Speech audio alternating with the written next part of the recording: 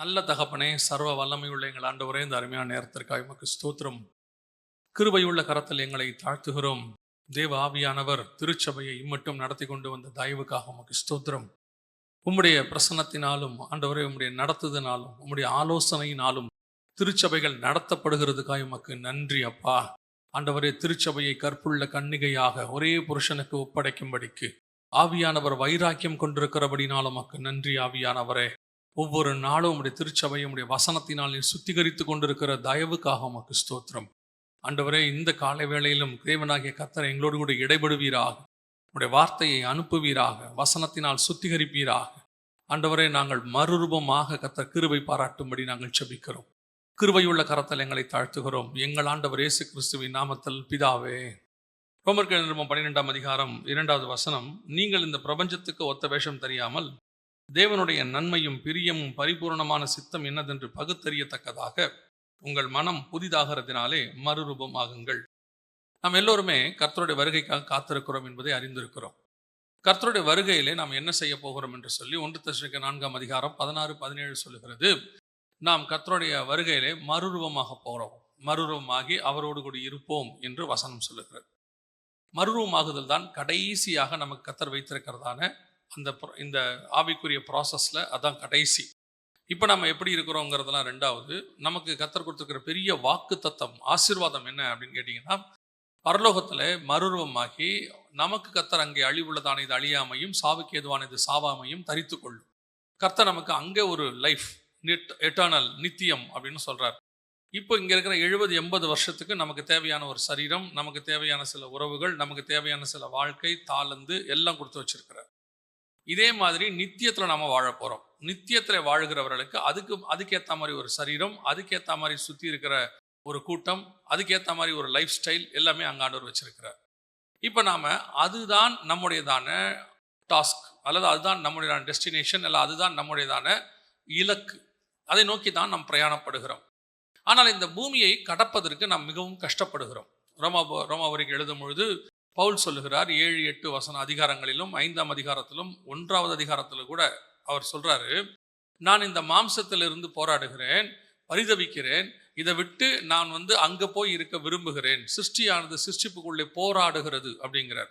நம்ம நல்ல ஆவிக்குரிய வாழ்க்கையில் தான் இருக்கிறோம், நல்ல சத்தியத்தை கேட்கிறோம். ஏன் இன்னும் சொல்ல போனால் பிறந்ததுலேருந்து ஆவிக்குரிய வாழ்க்கையில் இருக்கிறவங்களாம் இருக்கிறாங்க. நான்லாம் பாதியில் தான் அந்த ஆண்டவருக்குள்ள 18 வயசுல கிறிஸ்துவுக்குள்ளாக பிறந்த நாள்லேருந்து திருச்சபைக்குள்ளேயே வளர்றவங்களாம் இருக்கிறாங்க. ஆனால் இவ்வளவு சத்தியம் கேட்கிறோம், இவ்வளவு ஆண்டவருடைய ஆவியானவருடையதான நடத்துதலுக்குள்ளே இருக்கிறோம்.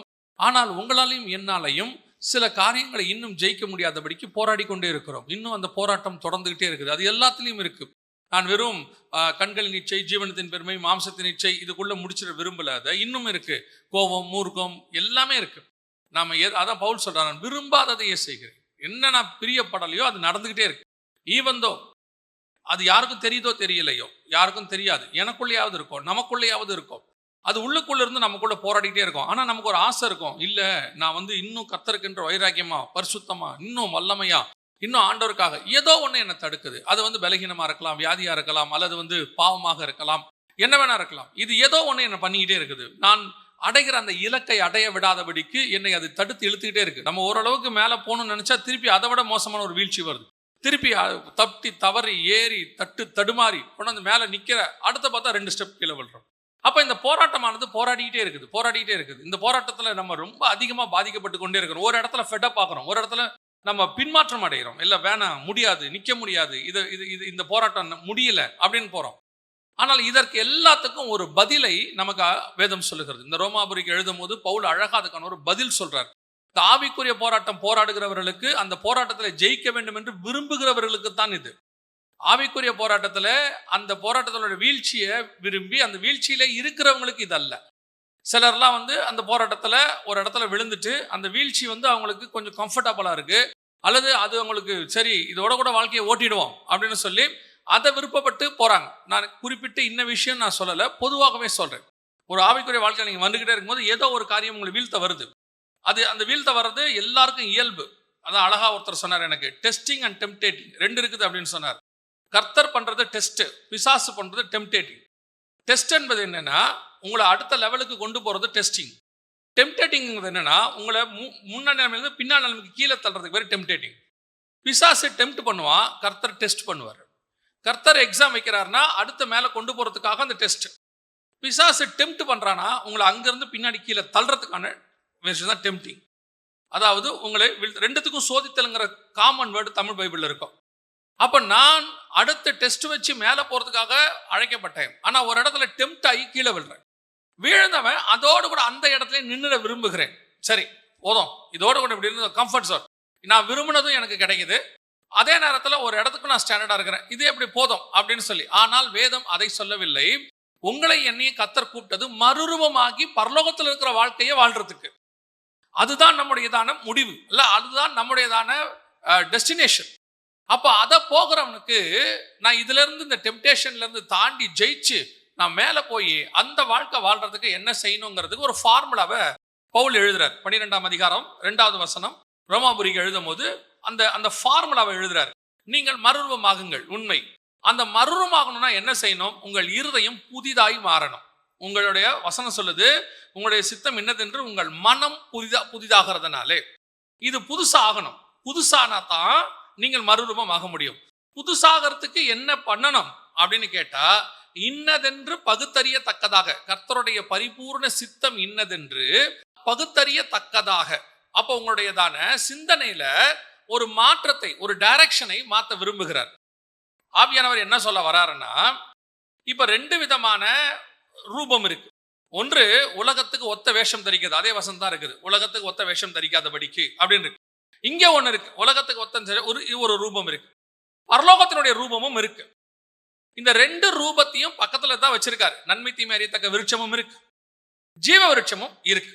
2 பக்கத்துல தான் இருக்கு. இப்போ நீங்க இந்த நன்மை தீமை அறியத்தக்க விருட்சத்தை சாப்பிட்டு உலகத்துக்கு ஒத்த வேஷம் தரித்து இங்கேயும் இருக்க முடியும். ஆனா அதே நேரத்துல இந்த ஜீவ விருட்சத்தின் கனியை சாப்பிட்டு மறுரூபமாகி ஹெவன்லி இருக்க முடியும். ஏன்னா ஜீவ விருட்சத்தை சாப்பிட்டா வசனம் சொல்லுது என்றென்றைக்கும் உயிரோடு கூட இருப்பார்கள். அப்ப அது எட்டர்னல், நித்தியம், அதுக்கும் போய் இருக்க முடியும். அப்போ நான் அங்க போய் அது இருக்கணும் அப்படின்னா முதல்ல நான் என்ன செய்யணும்? எனக்கு அந்த பரிபூர்ண சித்தம் என்னதுன்னு, கர்த்தர் எனக்கு என்ன வச்சிருக்கிறாருங்கிறது எனக்கு தெரியணும். எங்க என்ன வச்சிருக்காரு தெரியணும். பல நேரத்துல நாம ஆண்டவர் எனக்கு என்ன வச்சிருக்கிறாருன்னு எதை தெரிஞ்சுக்க ஆசைப்படுறோம்னா, பூமிக்குரியதை தெரிஞ்சுக்க ஆசைப்படுறோம். இங்க எனக்கு என்ன வச்சிருக்காரு, எனக்கு எதிர்காலத்துல என்ன வச்சிருக்கிறாரு, என் ஃபியூச்சர்ல என்ன வச்சிருக்கிறாரு, நான் என்ன விதமா. எனக்கு வந்து ஆரம்பத்துல ஒரு எண்ணம் இருந்துச்சு. மார்ட்டின் லூத்தருடையதான அந்த அவருடையதான பயோகிராஃபி எல்லாம் படிக்கும் போது எனக்கு ஆரம்பத்துல ஒண்ணு இருந்துச்சு, மார்ட்டின் லூத்தர் மாதிரி நம்முடைய வாழ்க்கை எப்படி எண்டா மாறும், எப்படி முடிவு வரும், அவரை மாதிரி ஓடி முடிப்போமா, அந்த மாதிரி ஃபியூச்சர்ல இந்த பூமிக்குரியதை பத்தி தெரிஞ்சுக்கிறதுக்கு ஒரு ஆவல் நமக்கு இருக்கு. என் ஊழியம் என்ன மாதிரி இருக்கும், ஃபியூச்சர்ல நான் இது வந்து இயல்பு. ஆனால் பவுல் என்ன சொல்றாரு, நீ மறுரூபமாகி ஹெவன்ல எப்படி இருப்பீங்களோ அந்த தாட் இங்க வரணுங்கிறாரு. அதை பத்தின யோசனை வரணும், அதை பத்தி தெரிஞ்சுக்கிறத பத்தி நீ வாஞ்சிக்கணும். ஹெவன்குள்ள நான் எப்படி, ஏன்னா இந்த 70 இயர்ஸ் 80 இயர்ஸ்ல நீங்க இருக்க போற இதுக்காகவே நீங்க கவலைப்பட்டுக்கிட்டே இருந்தீங்கன்னா எட்டர்னல்ல இருக்க போறது நித்தியம், அங்க முடிவே இல்லை. அதை பத்தினதான விஷயம் தெரியாமல் உங்களால் இந்த 70-80 வருஷத்தை கிராஸ் பண்ண முடியாது. ஆரம்பத்துல சொன்ன பாத்தீங்களா, நான் இங்க வந்து போராடிக்கிட்டு இருக்கேன். ஏன் நான் போராடிக்கிட்டு இருக்கிறேன் அப்படின்னு கேட்டா, பிசாசுடைய மிகப்பெரிய தந்திரத்துல ஒரு தந்திரம் என்னன்னா, நீங்க பரலோகத்துக்குரியதை சிந்திக்க ஆரம்பிச்சு அங்க இருக்கக்கூடிய வாழ்க்கை, அங்க என் சரீரம் இருக்கும். ஆண்டவர் சொல்றாரு உனக்கு ஒரு புதிய சரீரத்தை கொடுப்பேன். ஆண்டவர் சொல்றாரு உனக்கு ஒரு புதிய நாமத்தை தரிப்பேன். ஆண்டவர் சொல்றாரு உனக்கு நான் ஜீவ கிரீடத்தை தருவேன். ஆண்டவர் சொல்றாரு நீங்கள் புதிதாகி அங்கே போய் அவரோடு கூட ஆளுகை செய்வோம். ஒரு லைஃப் இருக்கு அங்க, இதே மாதிரி அங்க வேற ஒரு லைஃப் இருக்கு. இப்ப அதை நான் யோசிக்காம, அதை பத்தி சிந்திக்காம, பிசாசு செய்யற மிக முக்கியமான தந்திரத்துல என்ன ஒண்ணு அப்படின்னு கேட்டீங்கன்னு சொன்னா, இங்க இருக்கிறத பத்தி யோசிக்க வைக்கிறது. இங்க உங்களை பாவத்தை பத்தி அவன் யோசிக்க வைக்கல. இங்க என்ன செய்ய வைக்கிறான்னா ஸ்பிரிச்சுவலா யோசிக்க வைக்கிறான். என்ன ஸ்பிரிச்சுவலா யோசிக்க வைக்கிறான்? நான் இன்னும் பரிசுத்தமாகணும், இன்னும் நான் வந்து நீதி செய்யணும். இப்படியே நான் யோசிச்சு இந்த பாவத்துல இருந்து விடுதலை ஆவது எப்படி, இதுல இருந்து நான் வந்து இதை ஜெயிக்கிறது எப்படின்னு, இந்த நெகட்டிவான இந்த விஷயத்தை பத்தியே அதை ஜெயிக்கிறதுக்கே நான் யோசிச்சுக்கிட்டு இருக்கிறேன். இதை பத்தியே யோசிச்சு இப்ப நான் செய்யறது என்னவா இருக்கு அப்படின்னு கேட்டீங்கன்னா, ஹெவனை பத்தி யோசிக்கவே இல்லை. ஹெவனை பத்தி யோசிக்காம இங்க இருக்கிற பாவத்தை பத்தியும் இதை ஜெயிக்கிறத பத்தியும் இப்படி யோசிச்சுக்கிட்டே இருக்கிறதுனால நான் என்ன பண்ணிக்கிட்டு இருக்கிறேன்னா இதோட போராடி போராடி போராடி இது கூடயே ஸ்ட்ரகிள் பண்ணி என் சிந்தனை முழுக்க இதை ஜெயிக்கிறது எப்படின்னே இருக்குது. எப்படி இருக்குது? இதை ஜெயிக்கிறது எப்படின்னே இருக்குது. அப்படி இருக்கிறதுனால என்னால என்ன செய்ய முடியல? இதை ஜெயிக்கவும் முடியல. எத்தனை வருஷமா ஜெயிக்க முடியல? 30 வருஷமா, 40 வருஷமா, 50 வருஷமா ஜெயிக்கவே முடியல. இப்படியே போராடிக்கிட்டே இருக்கேன். எனக்கும் ஒரு இடத்துல ஃபெட்டப் ஆகுது. நம்ம எல்லாருக்கும் ஃபெட்டப் ஆகுது. ஏன் என்னால இதை ஜெயிக்க முடியல? சிந்தனையா இருக்கட்டும், அல்லது பார்வையா இருக்கட்டும், அல்லது எண்ணங்களாக இருக்கட்டும், அல்லது மறைவான பாவங்களா இருக்கட்டும், இதை ஏன் என்னால ஜெயிக்கவே முடியல? நானும் ஆசைப்படுறேன்.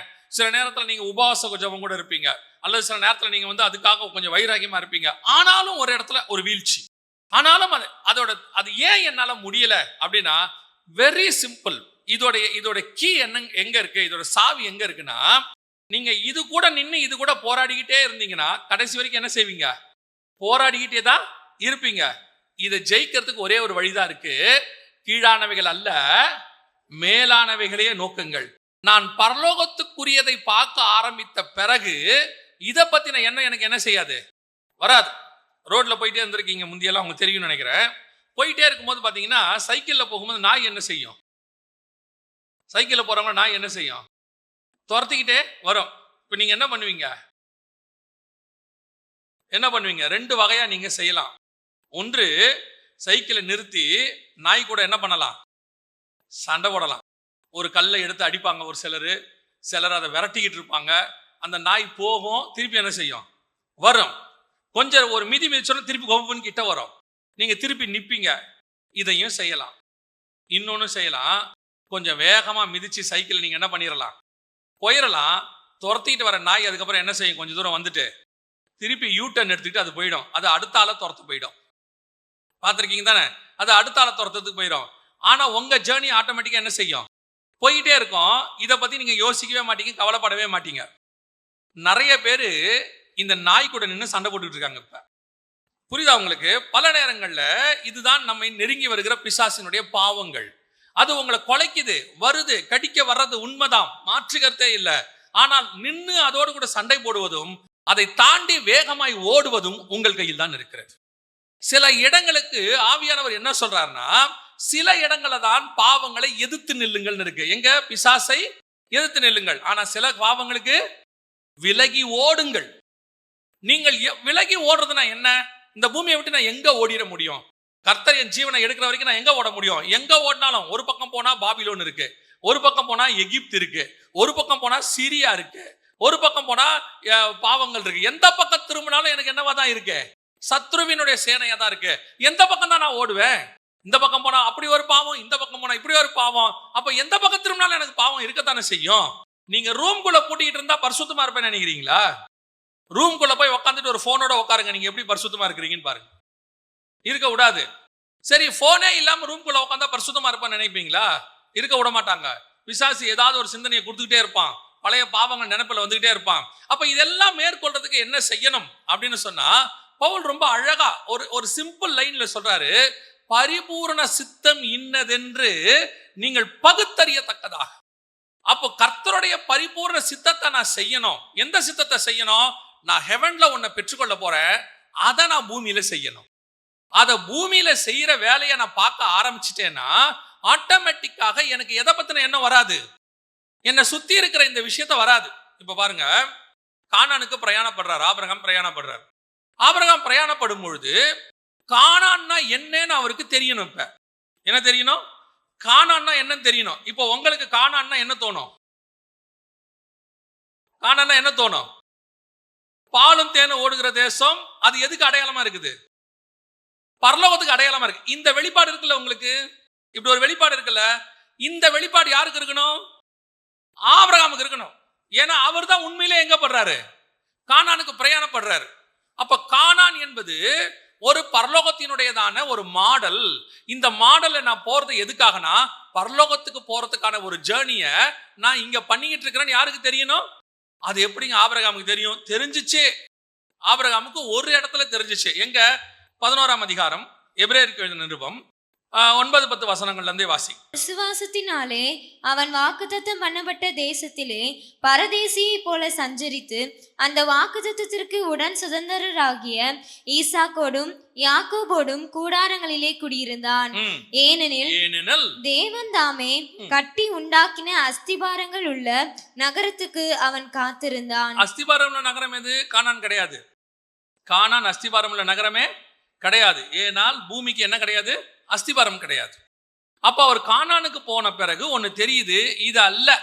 13வது வசனம், இவர்கள் எல்லாரும் வாக்குத்தத்தம் பண்ணப்பட்டவைகளை அடையாமல் தூரத்திலே அவைகளை கண்டு நம்பி அணைத்து கொண்டு பூமியின் மேல் தங்களை அந்நியரும் பரதேசிகளும் என்று அறிக்கையிட்டு விசுவாசத்தோட மரித்தார்கள். அப்ப அவங்களுக்கு நல்லா தெரிஞ்சு போச்சு, இது இல்ல, இந்த கானான் அல்ல, நான் வந்தது இந்த கானானுக்காக அழைக்கப்படவே இல்லை அப்படின்னு தருது.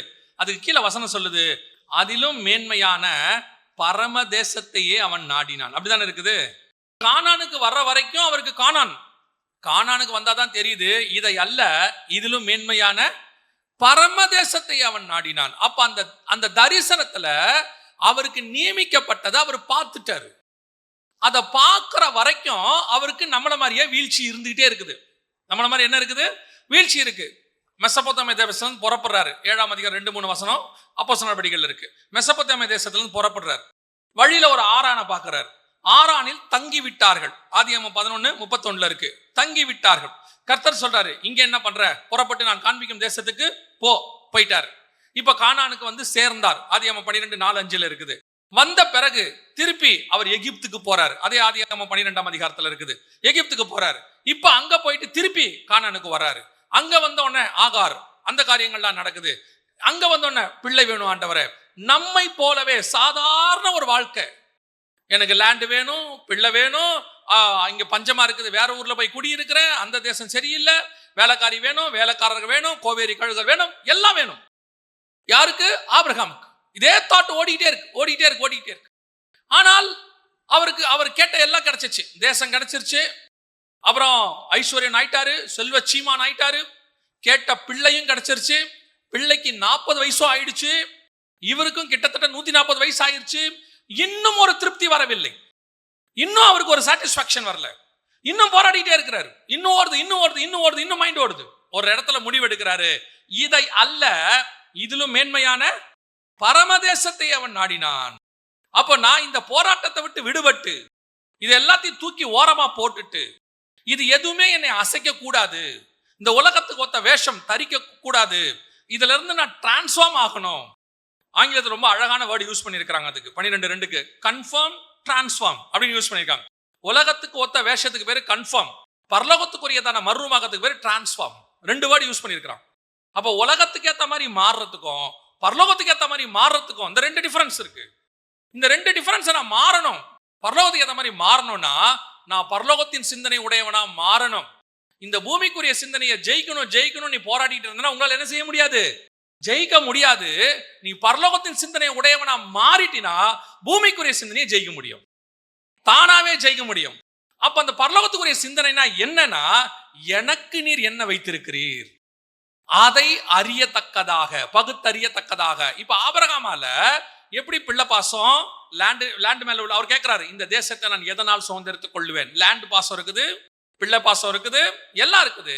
இதை எல்லாத்தையும் விட்டுட்டு அதை அல்ல, அதிலும் மேன்மையான பரமதேசத்தையே நாடினான். இந்த நாட்டம் ஏன் வருதுன்னா, தேவன் தாமே கட்டி உண்டாக்கின அஸ்திபாரம் உள்ள நகரம்னு ஒண்ணு அவர் பார்க்கிறார். வசனம் சொல்லுது, தூரத்திலே அவைகளை கண்டு நம்பி அணைத்து கொண்டு. அதை பார்க்கணும். இப்ப நம்ம எதை பார்க்க விரும்புறோம்? இங்க எல்லாத்தையும் பார்க்க விரும்புறோம். ஏன் இங்க இருக்கிற ஃபியூச்சரை கூட பார்க்க விரும்புறோம். எனக்கு அப்புறம் என்னவாய் மாறும்? நேபுகாத்நேச்சார் கேட்டார்ல, எனக்கு அப்புறம் என் ராஜ்யம் என்னவாய் மாறும், அதுக்கப்புறம் என் பிள்ளைகள் எப்படி இருப்பார்கள்? யாரு? யாக்கோபு பார்க்கிறார்ல, பிள்ளைகளே கடைசி காலத்தில் உங்களுக்கு சம்பவிப்பதை காண்பிப்பேன், வாருங்கள். இப்படி கேட்கிறோம்ல, இதெல்லாம் பூமிக்குரியது. ஆனால் ஆபிரகாமும் ஈசாக்கும் யாக்கோபும் இன்னொன்னு பார்த்தாங்களாம். எதை பார்த்தாங்களாம்? பரலோகத்தில் உள்ள ஹெவன்லி விஷன். அதுல நான் எப்படி இருப்பேன், இங்க வாழ போற 70-80 வயசுக்கு நான் எப்படி இருப்பேன்னு பார்க்கறதுல உங்களுக்கு ஒரு ஆசை இருக்குது. அதுல பண்றது, சாகும்போது சிலருக்குலாம் எப்படி சாவேன்றது கூட பார்க்கணும்னு ஆசை இருக்குது. சிலருக்குலாம் அப்படி ஒன்று இருக்கு, நான் சாகும்போது எல்லாரும் வந்திருக்கணும். நமக்கு ஒரு எண்ணம் இருக்கு, ஆசை இருக்கு, இங்க புதைக்கணும், இங்க சாகணும், இப்படி பண்ணணும், எல்லாம் இருக்கு. ஆனால் இது அல்ல, வேற ஒன்னை நாம் இங்க பார்க்க வேண்டி இருக்கு. Heavenly vision. அந்த ஹெவன்ல எனக்கு என்ன சிலர் மாதிரி ஹெவன் விஷன் சொன்ன உடனே நீங்க பாட்டுன ஹெவனுக்கு போனேன், தூதனை பார்த்தேன், ரக்கையை தூக்கிட்டு வந்தேன், குளத்துல குளிச்சேன், அங்க போய் நாங்கெல்லாம் சாப்பிட்டோம், அந்த இதுல இல்ல. இது உங்களுக்கும் தேவனுக்கும் ஹெவன்ல பிக்ஸ் பண்ணப்பட்டது. நீங்களும் நானும் எப்படி இருக்க போகிறோம் என்பதை தெரியப்படுத்துவது. அந்த விஷனை பார்க்காம, அந்த தரிசனத்துக்குள்ள நீங்க போகாம உலகத்தை நீங்கள் ஜெயிக்கவே முடியாது. அதை பிடிச்சாதான் இதை விடுவீங்க. இதை நான் விட முடியலன்னு ஏன் சொல்லிட்டு இருக்கிறீங்கன்னா, இதை விட்டுட்டா இன்னொன்னு பிடிக்கிறதுக்கு உங்களுக்கு எது பிடிக்கிறதுன்னு தெரியல, அந்த பயம். இப்ப நீங்க இதை பிடிக்கணும், இன்னொன்னு பிடிக்க முயற்சி பண்ணிட்டீங்க, அல்லது இன்னொன்னு பிடிக்க ஆரம்பிச்சிட்டீங்கன்னா இதை ஆட்டோமேட்டிக்கா என்ன பண்ணிடுவீங்க, விட்டுருவீங்க. அப்போ எனக்கு இதனுடைய பேஸ் என்ன அப்படின்னா, இங்க தேவனுடைய பரிபூர்ண சித்தம் பரலோகத்துக்குரியது என்னன்னு உங்களுக்கு தெரியணும். இங்க நம்ம ஒரு 2-3 வகையா நாம இதை பார்க்கிறோம், ஜனங்களை பார்க்கிறோம். ஒரு சிலர் தேவனுடைய பரிபூர்ண சித்தத்தை அடைந்து மறுரூபம் ஆகுறாங்க. நான் சொல்றது உங்களுக்கு புரியுதா? தேவனுடைய பரிபூர்ண சித்தத்தை அறிந்து மறுரூபம் ஆகுறாங்க. எப்படி அப்படின்னு உங்களுக்கு சொல்றேன், வாசிங்க. யோவான் எழுதின சுவிசேஷம் 19ஆம் அதிகாரம் 28வது வசனம் வாசி. அதன் பின்பு எல்லாம் முடிந்தது என்று இயேசு அறிந்து வேத வாக்கியம் நிறைவேறத்தக்கதாக தாகமாய் இருக்கிறேன் என்றார். நல்லா கவனிங்க. இயேசு கிறிஸ்து கிட்ட ஒரே ஒரு காரியம் இருந்துச்சு. என்ன இருந்தது அப்படின்னா, ஒரு கன்ஃபர்மேஷன். உங்களுக்கு எல்லாருக்கும் தெரியும், மறுரூபமான முதல் ஆள் யாரு? இயேசு கிறிஸ்து. சரித்திரத்திலேயே மறுரூபமாகி அப்படியே வேற ரூபத்துக்கு நம்ம கண்ணுக்கு முன்னாடி போன ஒரே ஒருத்தர் யார் தான் இருக்கிறாங்க? இயேசு கிறிஸ்து தான் இருக்கிறாங்க. பழைய ஏற்பாட்டில் ஒரு பரிசுத்தவான் கூட என்ன ஆகல, அவங்க மறுரூபமானாங்கன்னு சொல்லப்படல. பரலோகத்துக்கு போனாங்கன்னு கூட ஒரு எலியாவை பத்தி சொல்லப்பட்டிருக்கு. ஆனா எங்கன்னு சொல்லல, மறுரூபமானாங்கன்னு அங்க சொல்லப்படலை. ஆனா இங்க வசனம் என்ன சொல்லுது? இயேசு மறுரூபமானார். அப்படியே அவருக்கு முன்னாடி நமக்கு தெரியும் மறுரூபமலை அனுபவம் சொல்றோம். அப்புறம் இயேசு உயிர்த்தெழுந்த பிறகு மகதலேனா மரியாள்கிட்ட வந்து நிற்கிறாரு. அவரை தோட்டக்காரர்னு நினைச்சாங்க. அப்புறம் திபேரிய கடல்ல வந்து இயேசு அங்க கரையில நிற்கிறாரு. இவங்கெல்லாம் வந்து போட்ல மீன் பிடிச்சிட்டு இருக்கிறாங்க. அப்போ நிற்கிறது யாருன்னு இவங்க யாருக்குமே தெரியல. அப்போ ஒருத்தன் சொல்றான், இல்ல அவர் இயேசு தான் அப்படின்னு சொல்றான். அப்போ அவர் மறுரூபம் ஆயிட்டார். அப்ப இயேசு தான் ஃபர்ஸ்ட் மறுரூபமானவர். அந்த மறுரூபம் ஆகுவதற்கு இயேசு கிட்ட இருந்த குவாலிட்டி என்ன அப்படின்னா, இந்த ரோமர் 12:2க்கு அந்த வசனத்தை அப்படியே நிறைவேற்றி காமிக்கிறார். வசனம் சொல்லுது 19:28 யோவான், அவர் எல்லாம் முடிந்தது என்று சொல்லி. அப்படின்னா என்ன அர்த்தம்? பிதாவினுடையதான பரிபூர்ண சித்தத்தை பூமியில் அவர் என்ன பண்றாரு? செய்து முடிக்கிறார். ஐ finished my work. இன்னொரு வசனம் வாசிங்க. யோவான் சுவிசேஷம் 17ஆம் அதிகாரம் 4வது வசனத்தை வாசி. பூமியிலே நான் உம்மை மகிமைப்படுத்தினேன். நான் செய்யும்படி நீர் எனக்கு நியமித்த கிரியையை செய்து முடித்தேன். எப்படி? பூமியில கர்த்தர் சொன்ன எல்லாத்தையும் நான் என்ன பண்ணிட்டேன்? சிலுவைக்கு போறதுக்கு முன்னாடி சொல்றாரு, ஐ finish my work. எனக்கு கொடுத்தது எல்லாத்தையும் நான் முடிச்சிட்டேன். இந்த முடித்தேனுங்கிற அந்த பரிபூர்ண சித்தம் என்னதென்று அறிந்தால் தான் முடிக்க முடியும். நான் சொல்றது உங்களுக்கு புரியுதா? பிதாவினுடையதான பரிபூர்ண சித்தம் என்னன்னு தெரிஞ்சாதான் அதை முடிக்க முடியும். ஏன்னா என்னன்னே தெரியாம முடிச்சேன்னு எப்படி சொல்லுவீங்க? ஒருத்தர் உங்களுக்கு ஒரு வேலை கொடுத்துருக்கிறார், இதை செஞ்சு முடியுங்கன்னு சொல்லிட்டு போயிருக்காங்க. அந்த வேலை என்னன்னு தெரிஞ்சாதான் நீங்க என்ன பண்ணுவீங்க? செஞ்சு முடிச்சு ஒரு தீர்மானத்துக்கு வருவீங்க, அவங்க சொன்னதெல்லாம் நான் என்ன பண்ணிட்டேன், முடிச்சிட்டேன் அப்படின்னு. இப்போ உங்ககிட்ட ஒருத்தர் போகும்போது சொல்றாரு, அதெல்லாம் முடிச்சிரு அப்படின்ட்டு போயிட்டாரு. இப்போ நீங்க அவரை பார்த்து என்ன கேட்பீங்க? எதெல்லாம் முடிச்சுடு? அதெல்லாம் போயிட்டாரு. அவர் திரும்பி வர வரைக்கும் நீங்க என்ன பண்ணுவீங்க? உட்காந்தே இருப்பீங்க. வந்து கேட்கிறாரு, ஏம்பா என்ன ஒன்னத்தையும் முடிக்காம இருக்க? என்னத்தை முடிக்க? நான் தான் அதெல்லாம் முடிக்க சொன்னேன். எதெல்லாம்? என் இருதயத்தில் இருக்குது உனக்கு தெரியாதா? உன் இருதயத்தில் இருக்குது எனக்கு எப்படி தெரியும்? சொன்னாதானே தெரியும். சொல்லுவோமா மாட்டோமா?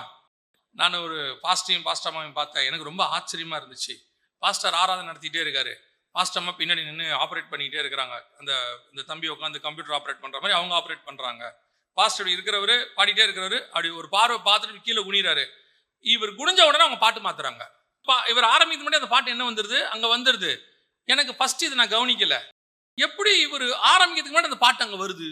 ஆனா அந்த பாஸ்டம்மாவும் அவர் பாடவே இல்லை. அந்த மியூசிக் போயிட்டே இருக்கு. அவர் நிமிந்து பார்த்துட்டு குனிறாரு, அவங்க மாத்துறாங்க. அது அப்புறம் தான் கண்டுபிடிச்சேன். என்னன்னா இவர் கண்ணிலேயே வச்சு அவங்க என்ன பண்றாங்க, இவங்க பார்வையில வச்சா கண்டுபிடிக்கிறாங்க. அதுக்கப்புறம் தான் இது என்ன விஷயம்னு கொஞ்சம் ஆராய்ச்சி பண்ணும்போது, பெரிய பெரிய தலைவர்கள் இருக்கிறாங்கல்ல, பிரசிடென்ட்ஸ், பிரைம் மினிஸ்டர்லாம் தங்கள் பாடி கார்டுக்கு வாயினால என்ன கொடுக்க மாட்டாங்களாம், அவங்க கட்டளைகளே கொடுக்க மாட்டாங்களாம். ஏதாவது ஒரு இடத்துல போய் நிற்கும் போது கட்டளை கொடுக்க மாட்டாங்களாம். அப்பனா இவருடைய இருதயத்துக்குள்ள இருக்கிறத அவர் எதை வழியா தெரியப்படுத்துறாரு, தன்னுடைய ஆக்டிவிட்டிஸ் வழியா தெரியப்படுத்துறாரு. இதே மாதிரி தான் நமக்கு பரலோகத்தில் இருக்கிறதை ஆவியானவருடைய ஆவியின் வழியாக நமக்கு தெரியப்படுத்துவார். அதை தெரிஞ்சு நீங்க பூமியில செய்ய ஆரம்பிக்கும் போது ஆட்டோமேட்டிக்காக பிதாவின் சித்தத்தை என்ன செய்ய ஆரம்பிப்பீங்க, தெரிஞ்சுக்கொள்ள ஆரம்பிப்பீங்க. அப்போ அதை தெரிஞ்சுக்கொள்ள நீங்க செய்ய ஆரம்பிச்சாதான் இந்த உலகத்தின் ஒத்த வேஷத்தை நீங்க என்ன பண்ணுவீங்க, ஜெயிப்பீங்க. இதை ஜெயிச்சாதான் மறுரூபம் ஆவீங்க. மறுரூபமானதான் பரலோகத்துக்கு.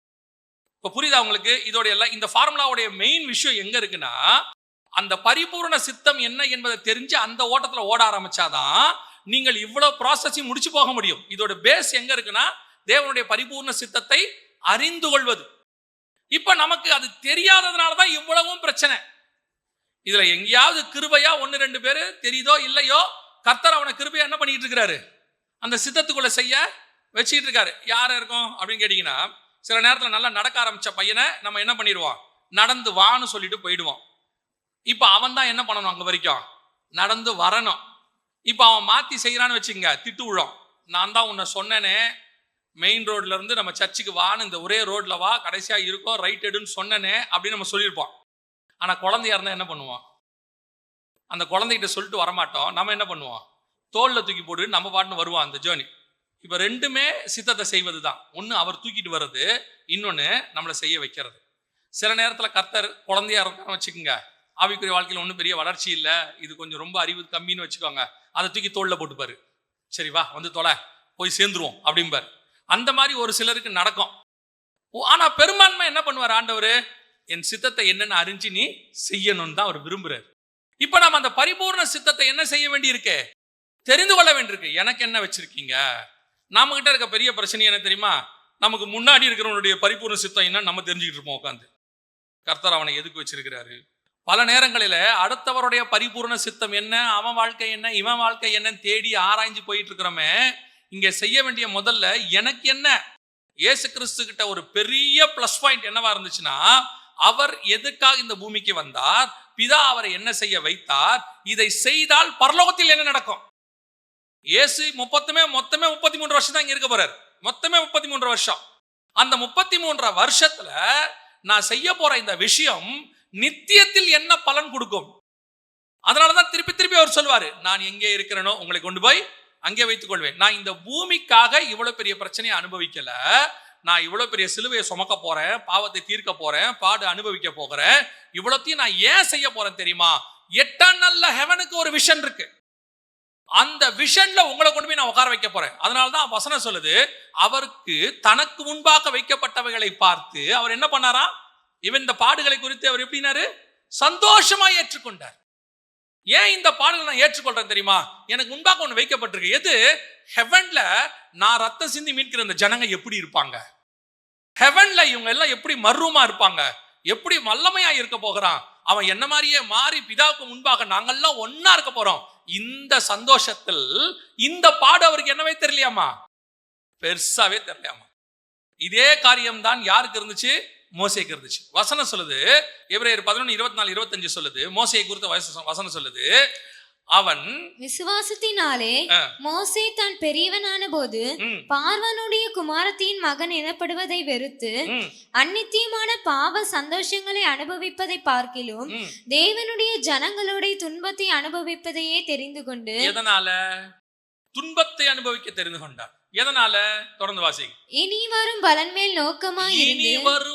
மேல் நோக்கமாகி எகிப்தில் உள்ள பொக்கிஷங்களிலும் கிறிஸ்துவ நிமித்தம் வரும் நிந்தையை அதிக பாக்கியம் என்று எண்ணினார். எதுக்காக?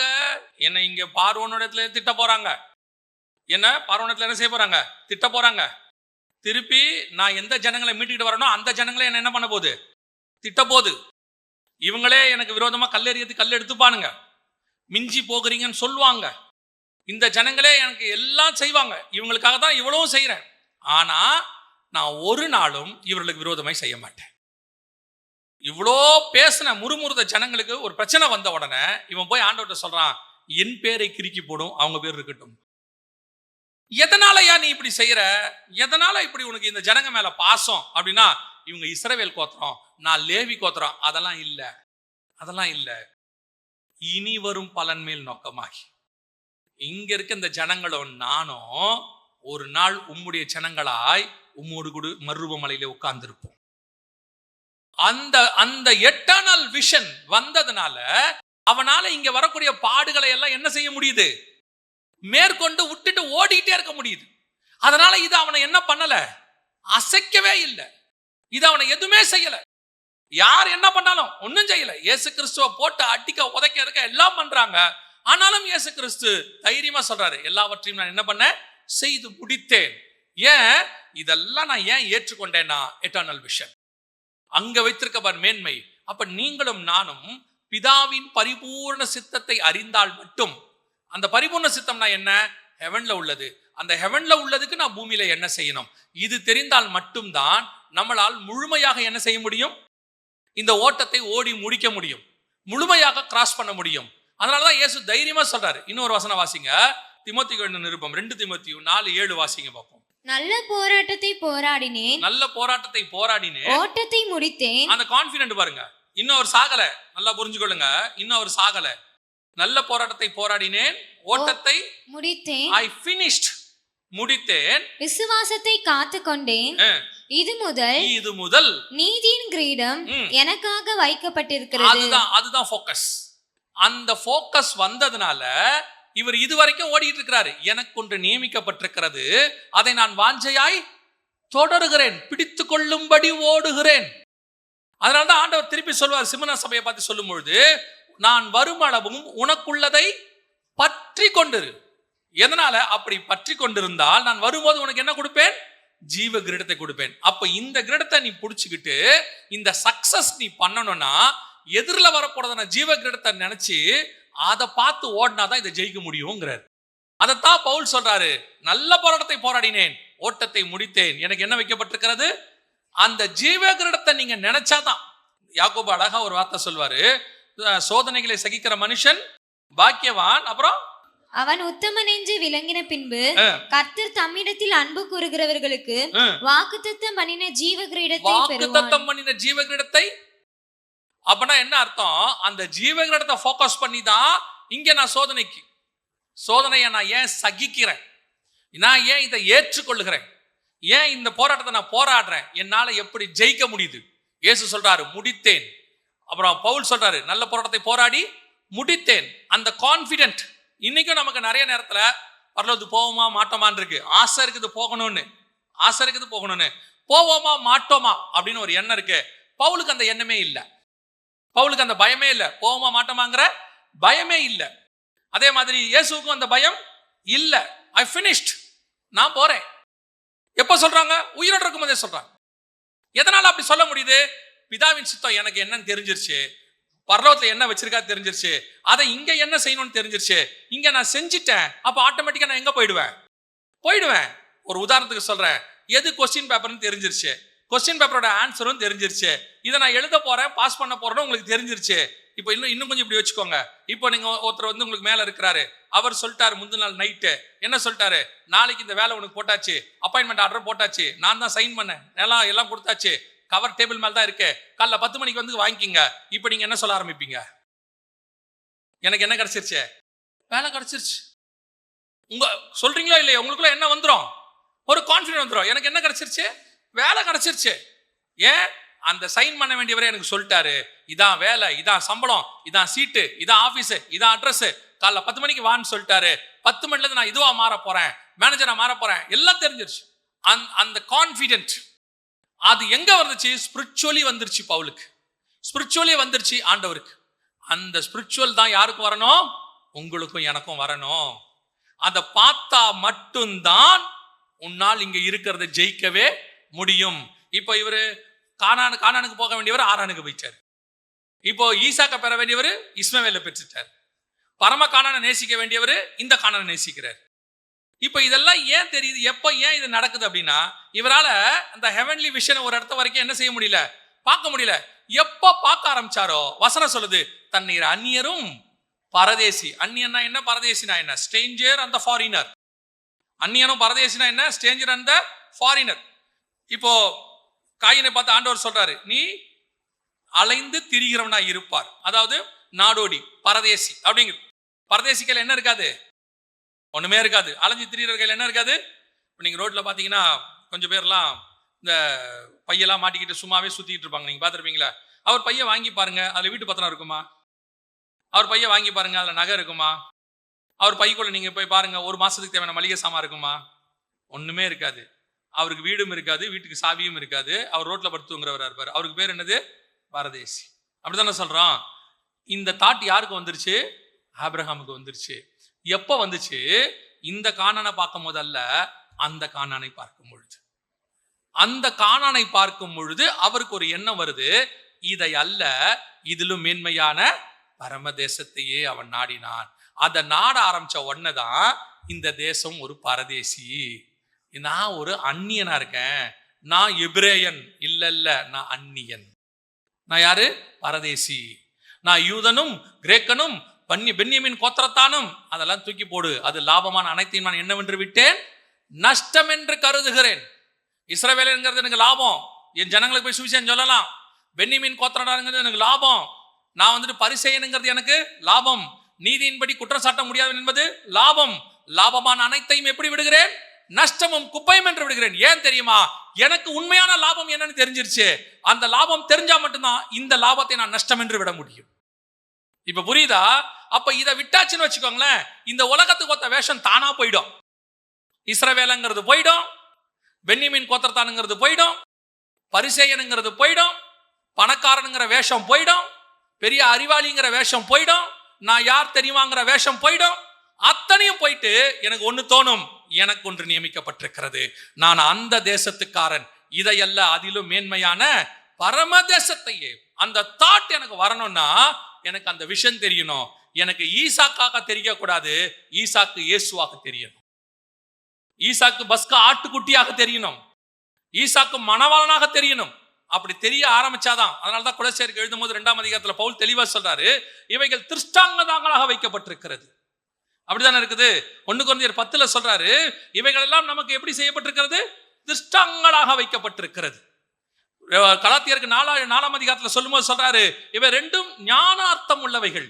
அவரால் என்ன செய்ய முடியுது? இவைகளுக்கு பின்னாடி இருக்கிற ஸ்பிரிச்சுவல் காரியங்களை பார்க்க முடியுது.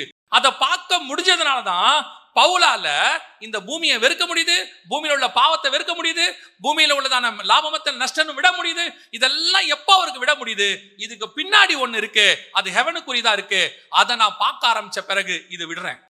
இங்க என்ன இருக்குது? என்ன செய்திகளுங்க?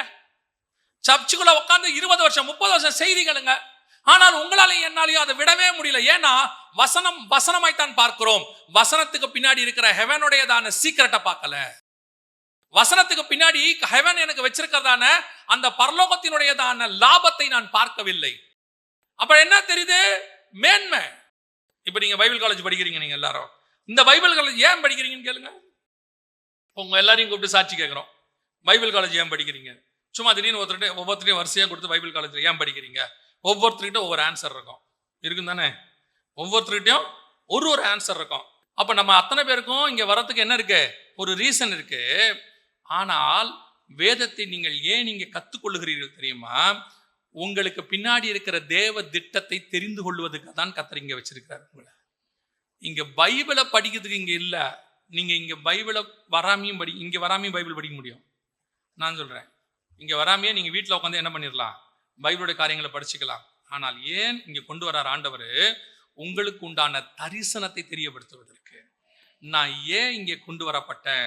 இப்போ ரெபேக்காலை கொண்டு போய் லாபான் வீட்டில் வைக்கிறாங்க. லாபான் வீட்டில் இருக்கிறாங்க.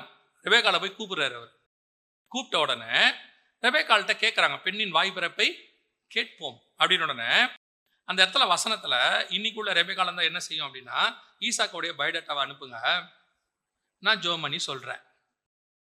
இன்னைக்கு இருக்கிற எல்லா ரெபேக்காவும் என்ன செய்ய போகுது? அப்படித்தான் சொல்ல போகுது. இல்லைன்னா இப்படி சொல்லும், ஈசாக்கோடைய ஃபேஸ்புக் டேட்டா இருந்தால் கொடுங்க, நானே போய் பேசிக்கிறேன். இல்லை குறைஞ்சபட்சம் இன்னைக்கு இருக்கிற ரெபேக்கா என்ன சொல்லணும்னா, நம்பராவது கொடுங்க, நான் என்ன பண்ணிக்கிறேன், நான் பேசிக்கிறேன் அப்படின்னும். ஆனால் அன்னைக்கு உள்ள ரெபேக்கா என்ன சொல்லுது? நான் போகிறேன் என்றார். அவங்க சொல்றாங்க ஒரு 10 நாள் இருந்துட்டு போட்டோம். ஊழியக்காரன் சொல்றான் அதெல்லாம் ஒன்றும் முடியாது, நான் இப்பயே கூப்பிட்டு போறேன். அந்த அம்மா சொல்லுது சரி போலாம். எப்படி இந்த கான்ஃபிடென்ட் எப்படி? ஈசாக்கை பார்க்கல, அவருக்கே 40 வயசு. அப்போ இந்த அம்மாக்கு என்ன வயசுனே தெரியல. அவருக்கு இப்போ 40 வயசு. ஈசாக்கை பார்க்கல, அவர் எப்படி இருப்பார் தெரியாது, கருப்பா சிவப்பா தெரியாது, ஒன்றுமே தெரியாது. அவன் கூப்பிட்றான் ஈசாக்கு, இந்த மாதிரி என்னுடைய எஜமானுடைய பையனுக்குன்னு சொல்கிறாங்க. இமிடியேட்டாக அந்த அம்மா ஒரு வார்த்தை சொல்லுது, நான் போகிறேன். எப்படி இந்த கான்ஃபிடென்ட் வருது அப்படின்னு கேட்டால், நான் வாசித்த அந்த வசனத்தில் நான் கற்றுக்கிட்டதை நான் உங்களுக்கு சொல்கிறேன். லாவான் ரெபேக்காலை பார்த்து ஒரு வார்த்தை ஒன்று சொல்லுவார். என்ன வார்த்தை சொல்லுவார்னா, என் சகோதரியை நீ கோடா கோடியாய் பெருகுவாயாக. இந்த வார்த்தை யார் சொன்னது? இது ஆண்டவர் ஆபிரகாமுக்கு சொன்னது. 22ஆம் அதிகாரம் 17வது வசனம் வாசிங்க. நான் உன்னை ஆசீர்வதிக்கவே ஆசீர்வதித்து உன் சந்ததி வானத்து நட்சத்திரங்களைப் போலவும் கடற்கரை மணலை போலவும் பெருகவே பெருக பண்ணுவேன் என்றும் உன் சந்ததியார் தங்கள் சத்துருக்களின் வாசல்களை சுதந்திரித்துக் கொள்வார்கள் என்றும். இந்த வாக்குத்தத்தம் யார் சொன்னது? ஆண்டவர் யாருக்கு சொன்னது? ஆபிரகாமுக்கு சொன்னது. இந்த வாக்குத்தத்தத்தை யாருக்கு சொல்றது? இப்போ லாபான். இதுதான் ஸ்பிரிச்சுவல் கனெக்ஷன். நீங்க அதுக்கு ஈசாக்கை பார்க்க வேண்டிய அவசியமே கிடையாது. ரெபேக்காலை பார்க்க வேண்டிய அவசியமே கிடையாது. இது ஈசாக்குக்கும் வெளிப்படுத்தப்படவில்லை, ரெபேக்காலுக்கும் வெளிப்படுத்தப்படவில்லை. கர்த்தர் ஆபிரகாம் இடத்துல பேசினது, இங்கே லாபான் ரெபேக்கா இடத்துல பேசினது. ஒரு ஸ்பிரிச்சுவல் டிவைன் கனெக்ஷன் இருக்கு பார்த்தீங்களா? இந்த டிவைன் கனெக்ஷன் தான் நீங்கள் தெரிந்து கொள்ள வேண்டிய கனெக்ஷன். இது ஆண்டவர் உங்களுக்கு வெளிப்படுத்தணும். ஒரு விஷயம் என்ன அப்படின்னா, டிவைன் கனெக்ஷன் பரலோகத்தில் உள்ளதான திட்டங்களை நீங்கள் தெரிந்து கொள்ளும்படி இங்கே வந்திருக்கிறீர்கள். இந்த திட்டம் ரெபேக்காலுக்குள்ள வர ஆரம்பிச்ச பிறகு ரெபேக்காலுடைய லைஃப் ஸ்டைல் பாருங்க. பழைய ஏற்பாட்டிலே அந்த மாதிரி ஒரு மனவாட்டியை நீங்க பார்க்கவே முடியாது. டோட்டல் பைபிள்லையுமே அந்த அம்மா மாதிரி ஒரு ஆள் நீங்க பார்க்கவே முடியாது. அவ்வளோ ஸ்பிரிச்சுவல் ஸ்டாண்டர்ட். இன்னிலிருந்து ஒரு 4000 வருஷத்துக்கு முன்னாடி அவ்வளோ ஸ்பிரிச்சுவல் ஸ்டாண்டர்ட். இந்த ஸ்பிரிச்சுவல் ஸ்டாண்டர்டுக்கு பின்னாடி என்ன இருக்குன்னா, ரெபேக்காலுக்கு ஒரு டிவைன் விஷன் இருக்கு. ஒவ்வொன்றுத்துலயும் அந்த அம்மா அந்த டிவைன் விஷனுக்குள்ள வருது. ஒரு பிள்ளைய வயிற்றுல மோதி கொண்டா இந்த அம்மா என்ன பண்ணணும்? தாதிமார்ட்ட போய் கேட்கணும். நியாயமா தானே கேட்கணும். எனக்கு பிள்ளை மோதுதுன்னு வசனம் சொல்லுது. இது என்னவாய் முடியுமோ என்று விசாரிக்கும்படி ரெபேக்கால் எங்கே போனாள்? கர்த்தரிடத்தில் போனாள். அடுத்த ரெபேக்கால போய் பாருங்க. ஈசாக்கு ஏசாவை ஆசீர்வதிக்கணும்னு தெரிஞ்ச உடனே ரெபேக்கா சொல்ற வார்த்தை என்ன? ரொம்ப அழகான வார்த்தை நம்ம சொல்லும். உன்மேல் வரும் சாபம் யாவும் என் மேல் வரட்டும். இது கிறிஸ்துடையது. இயேசுதான் நம்முடைய பாவங்களை சுமந்து தீர்த்தார். அந்த வெளிப்பாடு இந்த அம்மாக்கு வருது. உன்மேல் வரும் சாபம் யாவும் என் மேல் வரட்டும், ஆசீர்வாதம் மட்டும் உன்மேல் வரட்டும். இந்த டிவைன் கனெக்ஷனோட அந்த அம்மா இருக்குல்ல, அதனாலதான் அந்த அம்மாவுடைய லைஃப் சக்சஸ்ஃபுல். அந்த அம்மாவை ஏன் அவளை தைரியமா சொல்ல முடியுது? ஈசாக்குக்கு ஒரே மனைவி. இந்த டிவைன் கனெக்ஷன் சாராளுக்கும் இருக்காது, இந்த டிவைன் கனெக்ஷன் லேயாளுக்கும் இருக்காது, ராகேலுக்கும் இருக்காது. ஒரு இடத்துல இவங்க அந்த டிவைன் கனெக்ஷன் விட்டு வெளியே போவாங்க. ஏன் ஆபிரகாமுக்கு இருக்காது, யாக்கோபுக்கு இருக்காது, ஈசாக்கு கூட இருக்காது. அந்த 6 பேர்லயே எடுத்துக்கிட்டீங்கன்னா, ஆபிரகாம் சாராள், அப்புறம் ஈசாக்கு ரெபேக்காள், அப்புறம் யாக்கோபு லேயாள், இந்த 6 பேர்ல எடுத்துக்கிட்டீங்கன்னா ரெபேக்காள் மட்டுமே 100% டிவைன் கனெக்ஷன்ல இருப்பாங்க. ஆபிரகாம் ஒரு இடத்துல தவறுவார், சாராள் தவறுவாங்க ஆகார் விஷயத்துல. இந்த பக்கம் யாக்கோபு வந்தா அவர் ராகேல் விஷயத்துல தவறுவாரு, லேயாள் வந்தா வேலைக்காரமா விஷயத்துல தவறுவாங்க. மிஸ்டேக் நடக்கும். அப்ப இவங்க எல்லாருமே ஒரு மிஸ்டேக்ல ஏதோ ஒண்ணு செஞ்சுக்கிட்டே இருப்பாங்க. அது அதுக்கப்புறம் சரியாகும், அதெல்லாம் வேற. ஆனா மிஸ்டேக்கே இருக்காது ஒரு இடத்துல. ஒரு அம்மாவுடைய லைஃப் ஸ்டைல எங்க இருந்து இருக்காது? தாயின் வீட்டுல புறப்பட ஆரம்பிச்சதுல இருந்து சாகர வரைக்கும் அந்த அம்மா கிட்ட மிஸ்டேக்கே இருக்காது. நம்ம பார்த்து பைபிள் அந்த அம்மாவோட மிஸ்டேக்கை சொல்லவே சொல்லாது. அப்படின்னா என்ன அர்த்தம்? அந்த அம்மா கிட்ட ஒரு டிவைன் கனெக்ஷன் இருந்துச்சு ஆண்டவரோட கூட. அந்த அம்மாவால உணர முடியுது, இது என்னது, இது கர்த்தருடைய திட்டம் என்ன. இதை பார்க்க ஆரம்பிச்சாதான் இங்க தப்பு நடக்காது. இங்க என்ன செய்யாது? இங்க எந்த தப்புமே நடக்காது. இது அப்படியே கரெக்டா போயிட்டே இருக்கும். பாருங்க, உலக பிரகாரமா நீங்க எடுத்துக்கொள்ளுங்க. ஈசாக்கு ஏசாவை ஆசீர்வதிக்க விரும்புறார். இது உலக பிரகாரமா நடக்கிற ஒரு சம்பவம், நார்மலான ஒரு விஷயம். மூத்த மகன் தான் ஆசீர்வாதத்தை என்ன செய்யணும்? பெற்றுக்கொள்ளணும். ஆனால் ரெபேக்கா யாக்கோபு போய் அந்த ஆசீர்வாதத்தை வாங்க சொல்றாங்க. கணக்குப்படி பார்த்தா, சட்டப்படி பார்த்தா தப்பு. கணவனுக்கு தெரியாம கணவனுக்கு இவங்க என்ன பண்றாங்க? அவரை ஏமாத்துறாங்க. கணவனை என்ன பண்றாங்க? ஏமாத்துறாங்க. அதுவும் தப்பு. கணக்கின்படி அது தப்பு. ஆனால் பரலோகத்தை திட்டத்தின்படி கரெக்டா இருக்கு.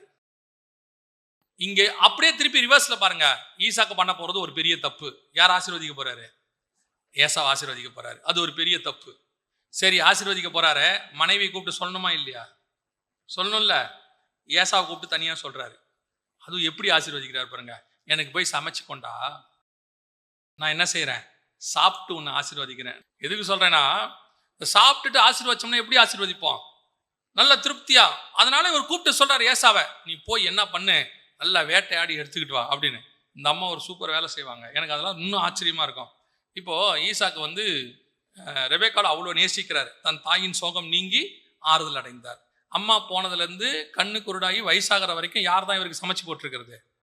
யார் தான் போட்டிருக்கிறது? சரி, இப்போ ரெபேக்கா சாப்பாடு செஞ்சு அனுப்புறாங்க. அது ரெபேக்காவுடைய சமையல்னு அவருக்கு தெரியணுமா தெரியக்கூடாதா? தெரியணுமா தெரியக்கூடாது? ஆமா தானே? நல்லா கவனிச்சு பாருங்க. நம்ம வீட்டில் ஒருத்தர் ரெகுலராக செஞ்சுட்டாங்கன்னா, வேற பக்கத்து வீட்டில் தான் அன்றைக்கி குழம்புகளும் வச்சுருந்தாங்கன்னா சாப்பிட்டோன்னே கேட்பாங்க தானே, இது என்ன இது குழம்பு சரியில்லையா கேட்குறோம்ல, ஒரே வாய் வச்சோன்னே கேட்பாங்களே வீட்டில், யூஸ்வல் தானே. இப்போ ரெபேக்காள் செஞ்சு கொடுக்குறாங்க, யாக்கோபு கொண்டு போய் கொடுக்குறாரு. அதை ஏசா செஞ்சதுன்னு எப்படி கண்டுபிடிச்சி இவர் நினைக்கிறாரு? வாயில் வச்சோன்னே தெரியணும்ல, இது யாருடைய சமையல்?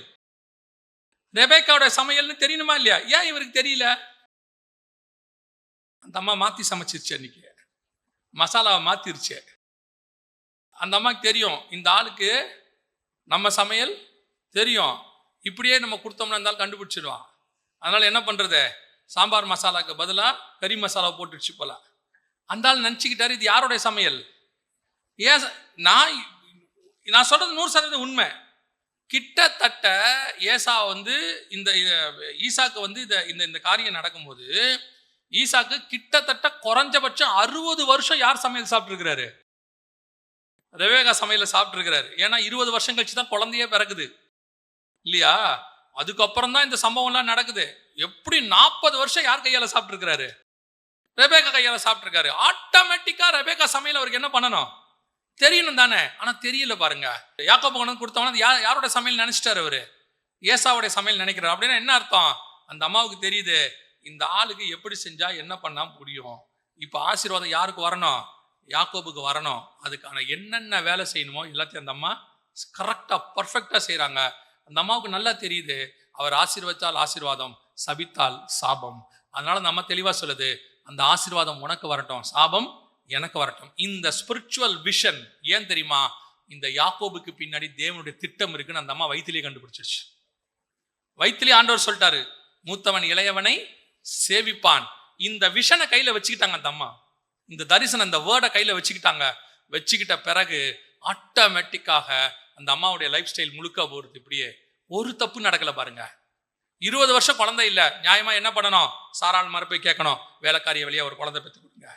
இல்ல லேயால் மாதிரி கேட்கணும், ராகேல் மாதிரி கேட்கணும், எனக்கு பிள்ளை கொடும் அப்படின்னு கேட்கணும். கேட்கணுமா இல்லையா? இல்லையா? சரி, கேட்கல. அப்பனா இந்த அம்மாவுக்கு அதுக்கு காரணம் என்ன? இந்த அம்மாவுக்கு தெரியும், கர்த்தர் என்னை அழைச்சிருக்கிறார். ஆண்டவர் கொண்டு அந்த அம்மாவுடைய குவாலிட்டி அப்புறமா நீங்க போய் படிச்சு பாருங்க. அவ்வளவு ஸ்பிரிச்சுவாலிட்டியோடைய உச்சத்துல இருப்பாங்க அந்த அம்மா. அப்படியே பாருங்க, அடுத்து அப்படியே ஒவ்வொன்றா அந்த அம்மா கொண்டாடுவாங்க. அப்படியே பின்னாடி வந்துகிட்டே இருப்பாங்க. எல்லாத்தையும் தாண்டி இந்த விஷன் ஓடுறதுக்கு காரணம் என்ன? அந்த அம்மாவுக்கு அந்த காட்ஸ் வேர்டு கையில் இருக்குது. அந்த வேர்டு என்ன இருக்கு? கையில் இருக்குது. ஆண்டவர் யாக்கோபை ஆசீர்வதிக்கிறார். இனி ஆசீர்வாதம் யாருக்கு தான் போனோம்? யாக்கோபுக்கு தான் போனோம். ஏசா என் மூத்த பிள்ளை தான், ஏசா எனக்கு பிரியமான மகன் தான், எல்லாத்துலயும் மாற்று கருத்தே கிடையாது. ஆனால் தேவ திட்டம் யார் மேல இருக்கு? யாக்கோபு மேல இருக்கு. என் ஓட்டம், என் தரிசனம் எல்லாம் அதை வச்சுக்கிட்டு தான் நான் ஓடுவேன். அதனாலதான் ரெபேக்காளை பத்தி வசனம் தெளிவா சொல்லும். ஈசாக்கு ரெபேக்காளை மக்பேலா என்னும் குகையில் போய் அடக்கம் பண்ணினான், ராகேல் வழியிலே அடக்கம் பண்ணப்பட்டார். அந்த ஓட்டம் முடிக்கிறது இருக்குல்ல, ஓட்டத்தை முடித்தேன். அந்த விஷன்ல ஓடுறவங்களால தான் கரெக்டா ஓடி செய்ய முடியும். அப்ப கர்த்தர் நமக்கு சொல்லக்கூடிய ஒரு விஷயம், இந்த பரிபூர்ண சித்தம், காட்ஸ் விஷன், அதை நீங்க தெரிஞ்சுக்கோங்க. நான் சொல்லிட்டு முடிச்சிடறேன். அதை தெரிஞ்சுக்கோங்க. அது என்னன்னு ஆண்டவர்கிட்ட கேளுங்க, உங்களுக்கு கேளுங்க.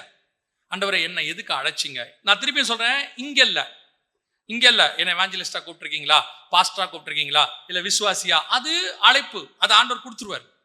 அந்தந்த காலகட்டத்துக்கு உங்களை அதை தெரியப்படுத்துவார். நீங்க மீன் பிடிச்சிக்கிட்டு இருந்தாலும் உங்களை கூப்பிட்டுருவார், என் பின்னே வா அப்படின்னு சொல்லிடுவார்.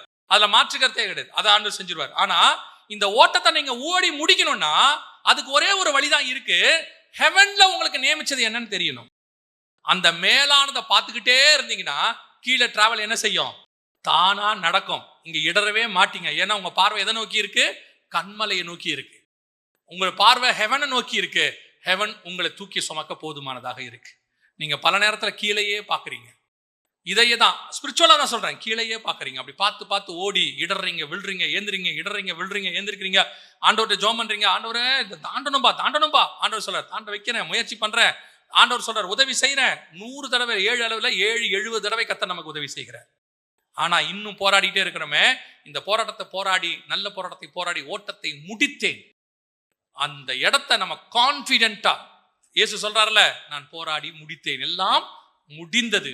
அந்த கான்பிடென்ட் வரணும்னா உங்க பார்வை என் பார்வை எதை நோக்கி ஓடணும்?